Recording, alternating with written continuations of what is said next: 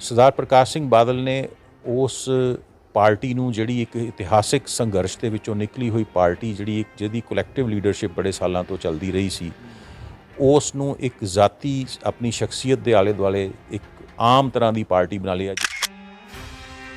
ਸਰਦਾਰ ਪ੍ਰਕਾਸ਼ ਸਿੰਘ ਬਾਦਲ ਇੱਕ ਲੰਮਾ ਸਮਾਂ ਪੰਜਾਬ ਦੇ ਮੁੱਖ ਮੰਤਰੀ ਰਹੇ, ਲੇਕਿਨ ਉਹਨਾਂ ਨੇ ਇਸ ਚੀਜ਼ ਦਾ ਕੋਈ ਫਾਇਦਾ ਉਠਾ ਕੇ ਪੰਜਾਬ ਦੇ ਵਿੱਚ ਜਿਹੜੀ ਉਹ ਤਬਦੀਲੀ ਇੱਕ ਸਟਰਕਚਰਲ ਚੇਂਜ ਲਿਆਈ ਜਾਣੀ ਚਾਹੀਦੀ ਸੀ ਪੰਜਾਬ ਦੀ ਇਕੋਨਮੀ ਵਾਸਤੇ, ਮੈਂ ਨਹੀਂ ਦੇਖਦਾ ਕਿ ਉਹਦੇ ਬਾਰੇ ਕੋਈ ਖਾਸ ਕਦਮ ਜਿਹੜੇ ਹੈ ਲਏ ਗਏ। ਉਹਨਾਂ ਦੇ ਫੈਸਲੇ ਜਿਹੜੇ ਆ ਲੋਕ ਲਵਾਉਣੇ ਆ। ਜੇ ਸੰਗਤ ਦਰਸ਼ਨ ਹੈ ਤਾਂ ਸੰਗਤ ਦਰਸ਼ਨ 'ਤੇ ਇੱਦਾਂ ਦੇ ਐਲੀਗੇਸ਼ਨ ਲੱਗੇ ਕਿ ਉਹਨਾਂ ਨੇ ਸੰਸਥਾਵਾਂ ਨੂੰ ਜਿਹੜਾ ਹੈ ਤੋੜਿਆ, ਚੈਨਲਸ ਨੂੰ ਤੋੜਿਆ ਔਰ ਪੈਸੇ ਵੰਡੇ, ਔਰ ਉਹਦੇ ਬਾਰੇ ਇਹ ਕਿਹਾ ਜਾਂਦਾ ਸਾਡੇ ਪੋਲੀਟੀਕਲ ਸਾਇੰਸ ਦੀ ਭਾਸ਼ਾ 'ਚ ਕਿ ਉਹਨਾਂ ਨੇ ਆਮ ਲੋਕਾਂ ਨੂੰ ਵੀ ਕਰਪਟ ਕਰਤਾ ਸਿੱਧੀਆਂ ਗ੍ਰਾਂਟਾਂ ਦੇ ਕੇ ਕਿ ਹਰ ਕੰਮ ਲਈ ਸਰਕਾਰ ਵੱਲ ਦੇਖੋ। ਜਦੋਂ ਤੱਕ ਇੱਕ ਕਲੈਕਟਿਵ ਲੀਡਰਸ਼ਿਪ ਰਹੀ, ਅਕਾਲੀ ਦਲ ਦੀ ਬੜੀ ਪੈਂਠ ਸੀ ਪੰਜਾਬ ਦੀ ਰਾਜਨੀਤੀ ਦੇ ਵਿੱਚ। ਕਈ ਵਾਰ ਮੈਂ ਉਸ ਨੂੰ ਇਹ ਵੀ ਕਹਿ ਦਿੰਦਾ ਹੁੰਦਾ ਕਿ Sardar Prakash Singh Badal and sons and relatives party ਬਣਾ ਦਿੱਤਾ ਗਿਆ, ਉਹ ਬੜਾ ਦੁਖਾਂਤ ਹੈ। 70s ਦੇ ਵਿੱਚ ਪ੍ਰਕਾਸ਼ ਸਿੰਘ ਬਾਦਲ ਬੜੀ ਆਲੋਚਨਾ ਕਰਦੇ ਹੁੰਦੇ ਸੀ ਕਾਂਗਰਸ ਦੀ, ਖਾਸ ਤੌਰ 'ਤੇ ਕਿ ਜੀ ਉੱਥੇ ਪਰਿਵਾਰਵਾਦ ਹੈ, ਨਹਿਰੂ ਗਾਂਧੀ ਪਰਿਵਾਰ ਹੈ। ਮਤਲਬ ਪ੍ਰਧਾਨ ਜੀ ਨੂੰ ਇਸਟੈਬਲਿਸ਼ ਕਰਨ ਲਈ ਪਾਰਟੀ ਦਾ ਸੱਤਿਆਨਾਸ਼ ਜਿੱਥੋਂ ਤੱਕ ਹੋ ਸਕਦਾ ਉਹ ਕਰਤਾ ਗਿਆ। ਨਾ ਪ੍ਰਧਾਨ ਜੀ ਇਸਟੈਬਲਿਸ਼ ਹੋਏ, ਨਾ ਪਾਰਟੀ ਰਹੀ। 2015 ਤੱਕ ਆਉਂਦੇ ਸਰਦਾਰ ਪ੍ਰਕਾਸ਼ ਸਿੰਘ ਬਾਦਲ ਦਾ ਕੰਟਰੋਲ ਉਸ ਤਰ੍ਹਾਂ ਦਾ ਨਹੀਂ ਰਹਿ ਰਿਹਾ ਸੀ ਅਕਾਲੀ ਦਲ ਦੀ ਸਿਆਸਤ ਦੇ ਉੱਤੇ। ਇਹ ਉਸ ਪਰਸਨਲਾਈਜ਼ਡ ਪੋਲੀਟਿਕਸ ਨੇ ਨੁਕਸਾਨ ਕੀਤਾ।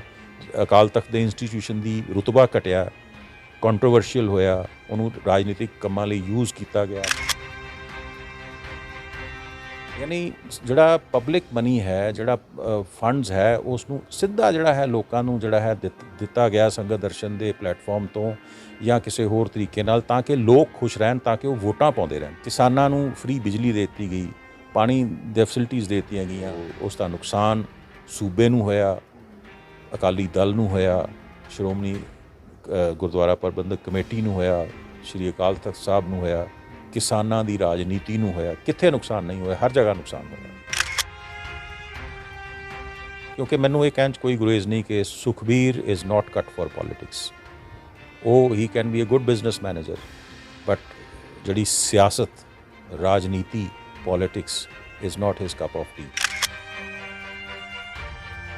ਬੀਜੇਪੀ ਕੋਸ਼ਿਸ਼ ਕਰ ਰਹੀ ਹੈ ਕਿ ਦੁਬਾਰਾ ਤੋਂ ਜਿਹੜਾ ਹੈ ਅਕਾਲੀ ਬੀਜੇਪੀ ਟਾਈਜ਼ ਇਸ ਤਰੀਕੇ ਨਾਲ ਲਾਉਣ ਕਿ ਕੋਈ ਅਕਾਲੀ ਦਲ ਖੜਾ ਕੀਤਾ ਜਾਵੇ ਮਾਈਨਸ ਬਾਦਲ ਫੈਮਿਲੀ।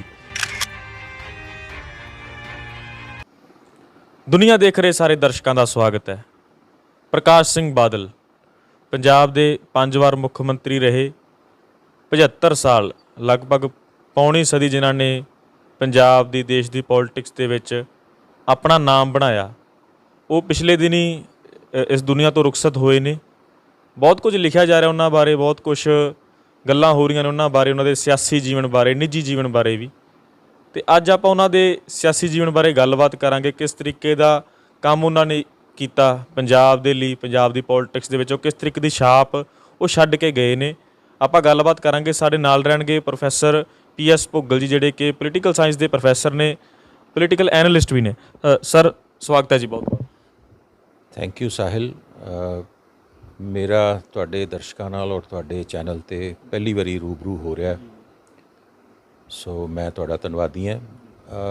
ਤੁਸੀਂ ਸਰਦਾਰ ਪ੍ਰਕਾਸ਼ ਸਿੰਘ ਬਾਦਲ ਮਰਹੂਮ ਬਾਰੇ ਗੱਲ ਕਰਨੀ ਚਾਹੁੰਦੇ ਹੋ, ਕਿਉਂਕਿ ਆਪਣੀ ਪਹਿਲੀ ਇੰਟਰੈਕਸ਼ਨ ਹੈ, ਅਤੇ ਮੈਂ ਦੱਸ ਦੇਣਾ ਚਾਹੁੰਦਾ ਕਿ ਮੇਰਾ ਕਿਸੇ ਰਾਜਨੀਤਿਕ ਦਲ, ਕਿਸੇ ਵਿਚਾਰਧਾਰਾ ਨਾਲ ਕੋਈ ਸੰਬੰਧ ਨਹੀਂ। ਮੈਂ ਇੱਕ ਰੈਸ਼ਨਲਿਸਟ ਐਨਾਲਿਸਟ ਹਾਂ।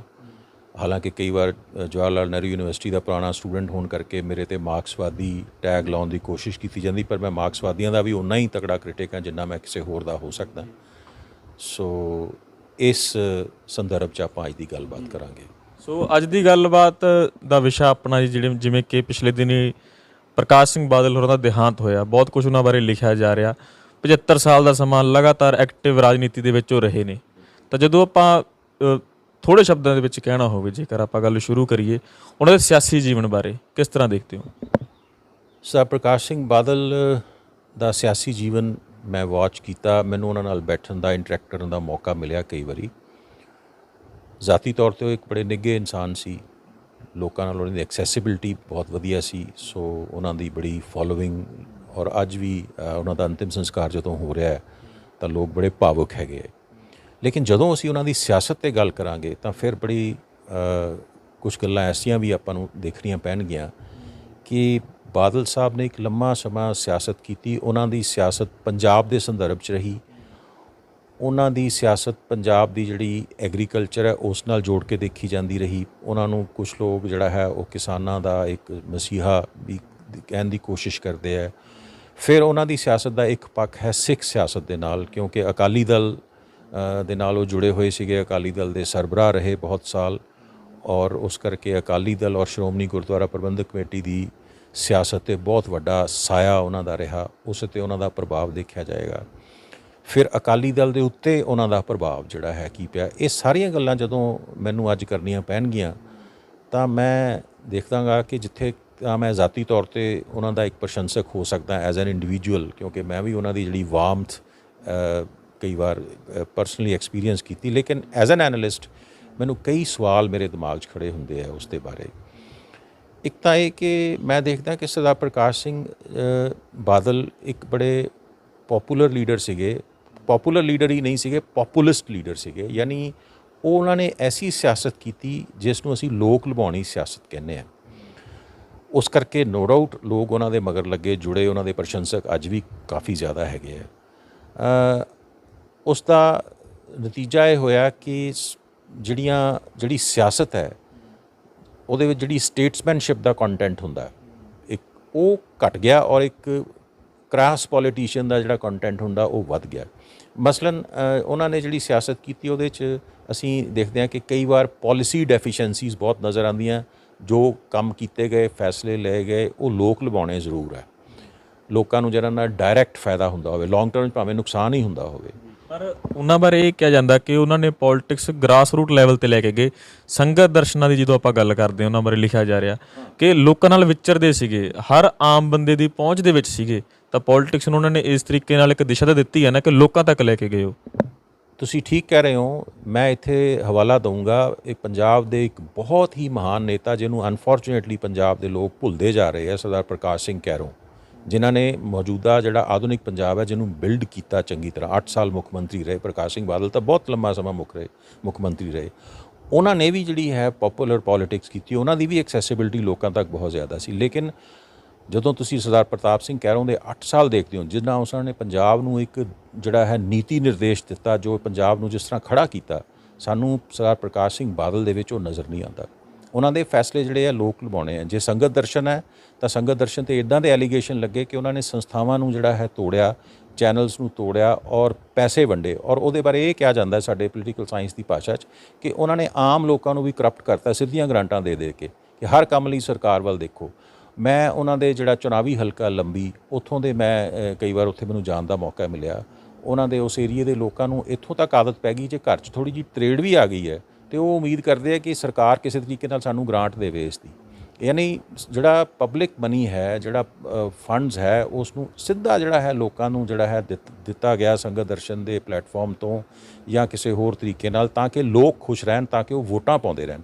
ਉਹਦੇ ਨਾਲ ਲੌਂਗ ਟਰਮ ਇਕੋਨੋਮਿਕ ਸਾਨੂੰ ਨੁਕਸਾਨ ਕੀ ਹੋ ਰਿਹਾ, ਸਾਡੀ ਨੀਤੀ ਜਿਹੜੀ ਹੈ, ਪੋਲਿਸੀ ਜਿਹੜੀ ਫੇਲੀਅਰ ਹੋ ਰਹੀ ਹੈ ਜਾਂ ਨਹੀਂ ਹੋ ਰਹੀ, ਉਸ ਵਾਲੇ ਪਾਸੇ ਧਿਆਨ ਜਿਹੜਾ ਹੈ ਮੈਂ ਲਗਾਤਾਰ ਦੇਖਦਾ ਕਿ ਉਹਨਾਂ ਦੀ ਜਿਹੜੀ ਸਾਰੀ ਸਿਆਸਤ ਹੈ ਉੱਥੇ ਮੈਨੂੰ ਘਾਟ ਨਜ਼ਰ ਆਉਂਦੀ ਹੈ।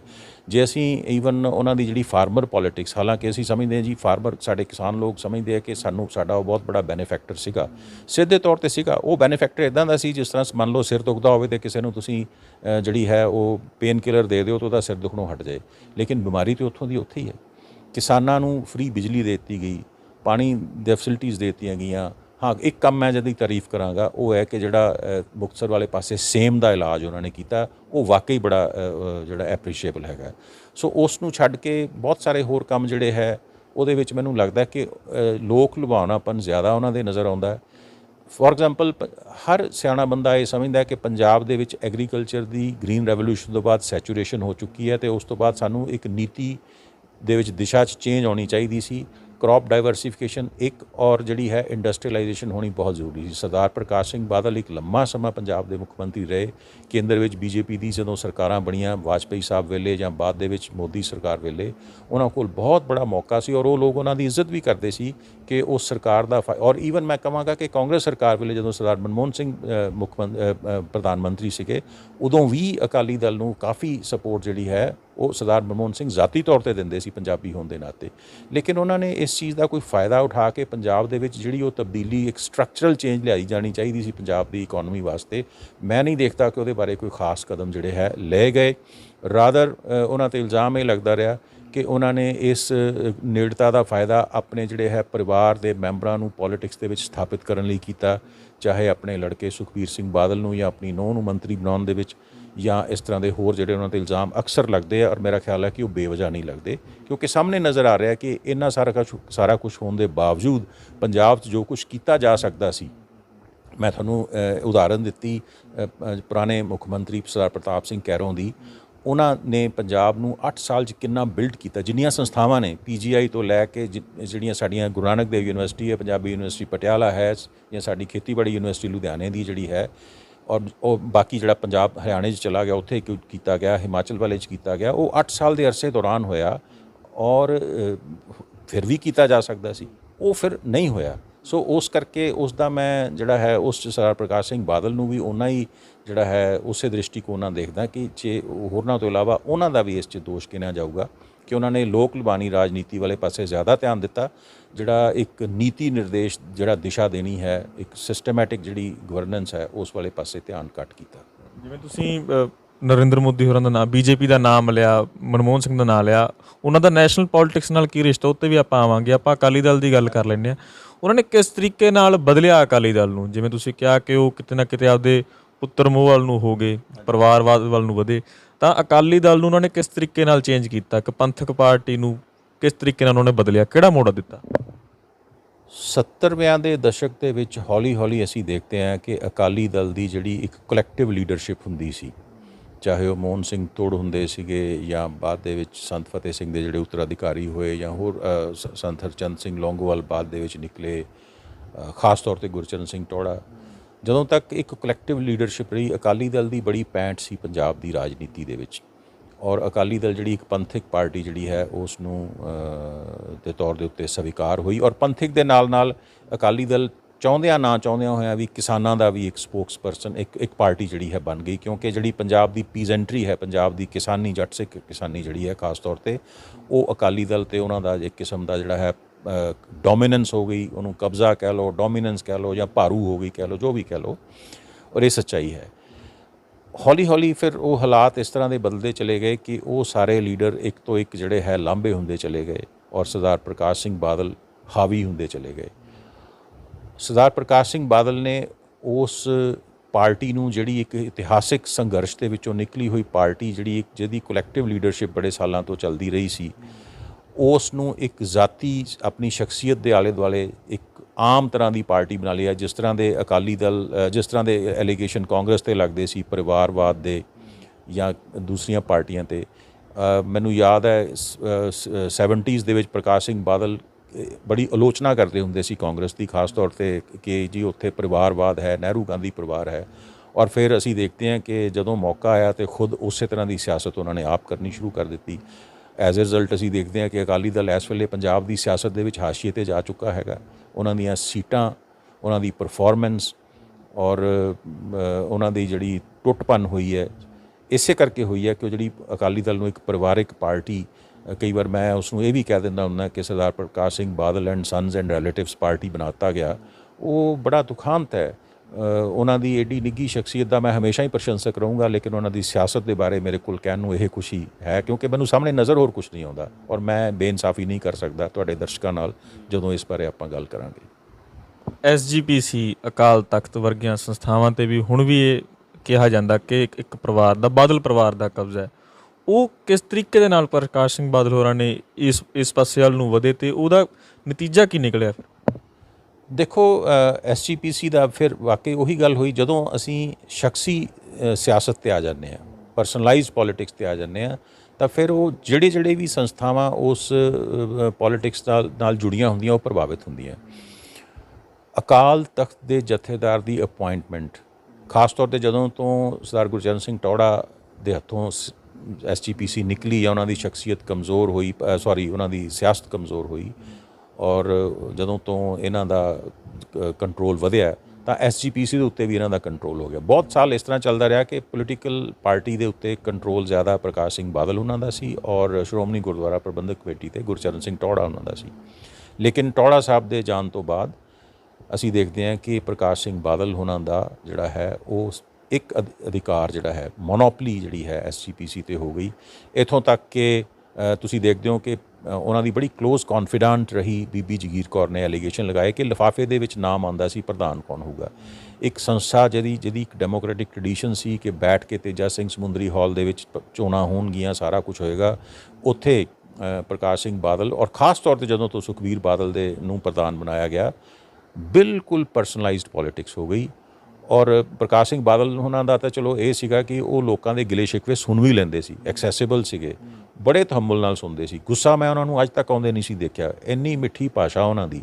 ਔਰ ਮਤਲਬ ਮੇਰੇ ਵਰਗਾ, ਮੈਂ ਉਹਨਾਂ ਤੋਂ ਉਮਰ 'ਚ ਬਹੁਤ ਛੋਟਾ, ਉਹਨਾਂ ਦੇ ਬੱਚਿਆਂ ਵਰਗਾ। ਸੁਖਬੀਰ ਦੀ ਬਾਦਲ ਦੀ ਉਮਰ ਤਕਰੀਬਨ ਮੇਰੀ ਸੇਮ ਏਜ ਗਰੁੱਪ 'ਚ ਅਸੀਂ ਹੋਵਾਂਗੇ, ਇੱਕ ਅੱਧਾ ਸਾਲ ਦਾ ਫ਼ਰਕ ਹੋਊਗਾ।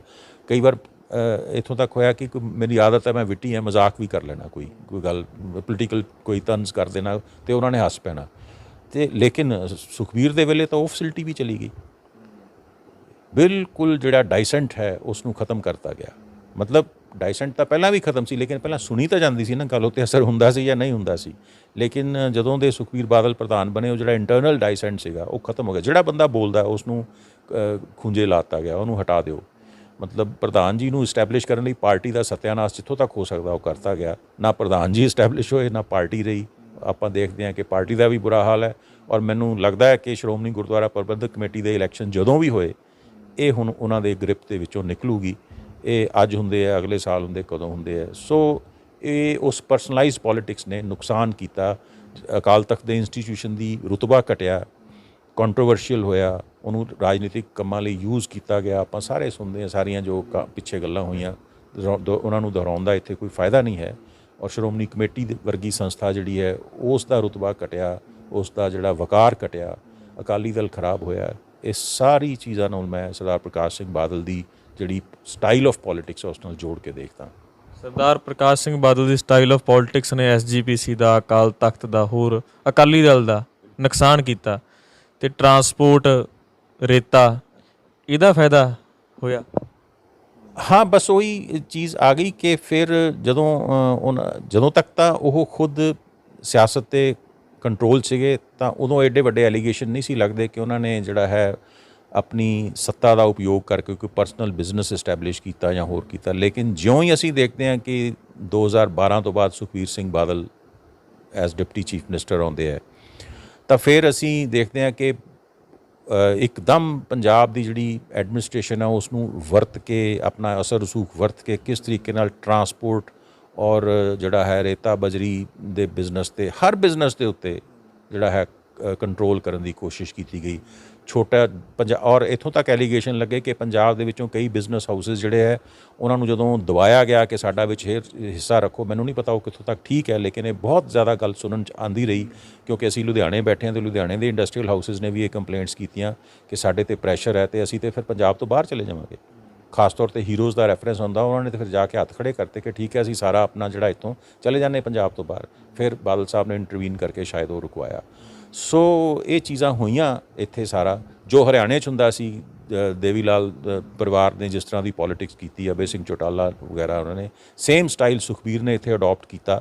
ਔਰ ਐਡੀ ਵੱਡੀ ਜਿਹੜੀ ਔਰਬਿਟ ਟਰਾਂਸਪੋਰਟ ਔਰ ਉਹ ਸਾਰਾ ਕੁਛ ਬੜਾ ਐਮਪਾਇਰ ਖੜਾ ਕੀਤਾ, 7 ਸਟਾਰ ਹੋਟਲ ਖੜੀ ਕੀਤੀ। ਸਾਰੇ ਕੌਣ ਨਹੀਂ ਜਾਣਦਾ, ਇਹਨਾਂ ਦੇ ਬਾਰੇ ਬਹੁਤ ਚਰਚਾ ਹੋਇਆ। ਉਹਦੇ ਨਾਲ ਬਾਦਲ ਸਾਹਿਬ ਦਾ ਜਿਹੜਾ ਇਮੇਜ ਹੈ ਉਹ ਨਿਸ਼ਚੈ ਹੀ ਖਰਾਬ ਹੋਇਆ।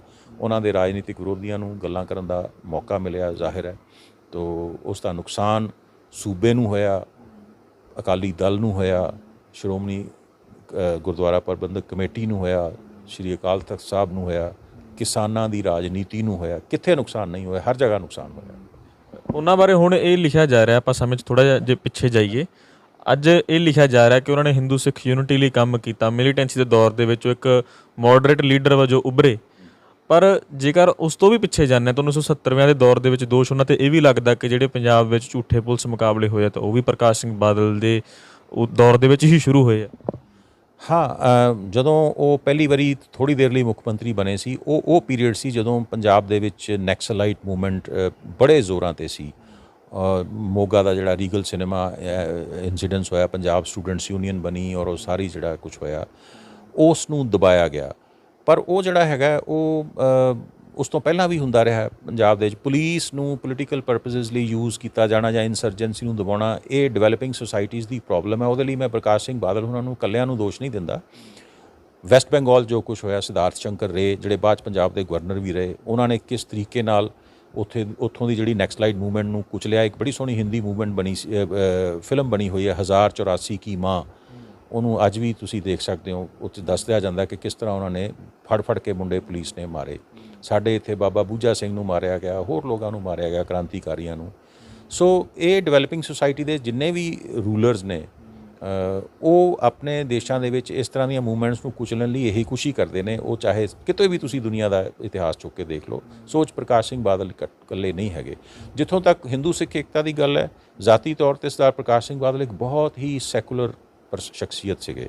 ਉਹਨਾਂ ਦੇ ਵਿੱਚ ਮੈਂ ਕਦੇ ਵੀ ਇਸ ਤਰ੍ਹਾਂ ਦੀ ਉਹਨਾਂ ਦੀ ਗੱਲ ਕੋਈ ਨਾ ਪਰਸਨਲੀ ਐਕਸਪੀਰੀਅੰਸ ਕੀਤੀ ਨਾ ਦੇਖੀ ਕਿ ਉਹਨਾਂ 'ਚ ਕੋਈ ਕਿਸੇ ਕਿਸਮ ਦਾ ਜਿਹੜਾ ਹੈ ਮੁਤਅਸਬ ਹੋਵੇ ਜਾਂ ਐਕਸਟ੍ਰੀਮ ਵਿਊਜ਼ ਹੋਵੇ। ਮੋਡਰੇਟ ਸੀਗੇ, ਬਹੁਤ ਪੇਸ਼ੈਂਸ, ਟੋਲਰੈਂਸ ਔਰ ਮਤਲਬ ਜਿਹੜੀ ਇੱਕ ਮੈਚੋਰਿਟੀ ਆਫ ਬਿਹੇਵੀਅਰ ਹੈਗਾ, ਪਬਲਿਕ ਬਿਹੇਵੀਅਰ, ਉਹਨਾਂ 'ਚ ਹਰ ਜਗ੍ਹਾ 'ਤੇ ਹਰ ਵੇਲੇ ਦੇਖਣ ਨੂੰ ਮਿਲਦਾ ਸੀ।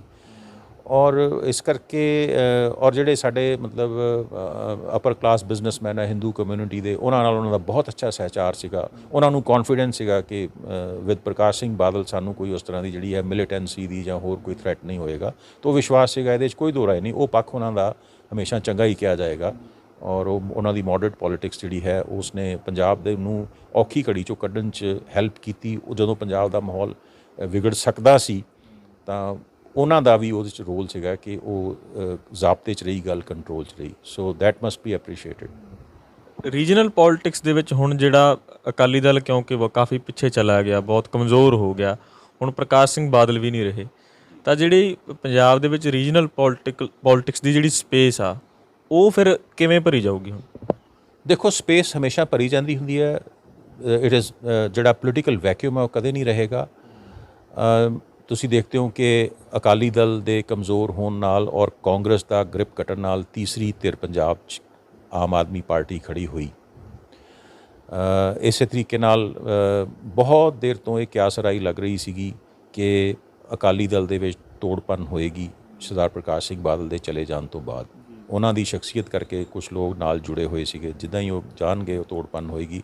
ਕਿਉਂਕਿ ਮੈਨੂੰ ਇਹ ਕਹਿਣ 'ਚ ਕੋਈ ਗੁਰੇਜ਼ ਨਹੀਂ ਕਿ ਸੁਖਬੀਰ ਇਜ਼ ਨਾਟ ਕੱਟ ਫॉर ਪੋਲੀਟਿਕਸ। ਉਹ he can be a good business manager, but ਜਿਹੜੀ ਸਿਆਸਤ, ਰਾਜਨੀਤੀ, politics is not his cup of T.